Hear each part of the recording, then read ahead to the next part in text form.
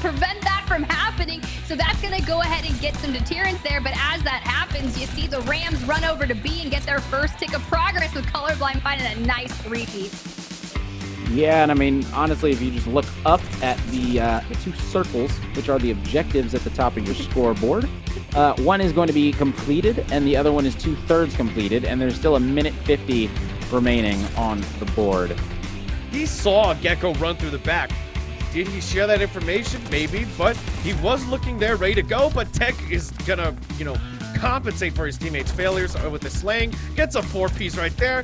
Good kind of martyrdom nade coming out of Fever, leaves UCR, the last one standing, at least for a small time. Strider on the next wave on in. Icy from behind. Small little pinch plays like this have been the catalyst for so much success for Oregon State, and they will likely go pretty uncontested in this back 25 as Icy is doing even more zoning off. Whoa! 10th round.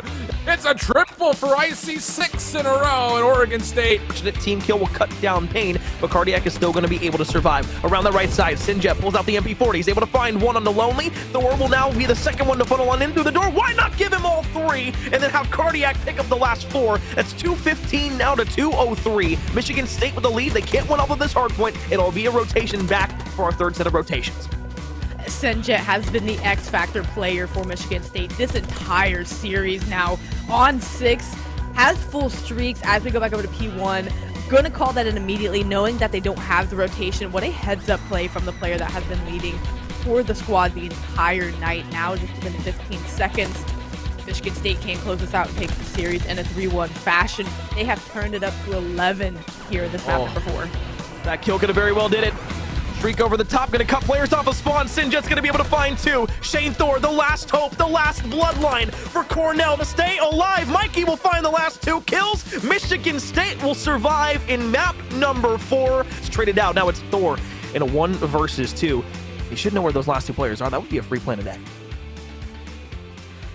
We were 15 seconds into the round, and 2 Michigan State players were already running a route through P3 and Fire. I mean, the quickness with which Michigan State is moving around the map has set them up for success on these defensive rounds. They gave themselves the life advantage early because Cornell isn't watching the mid-map as 2 players line up, and Shane Thor cuts them down.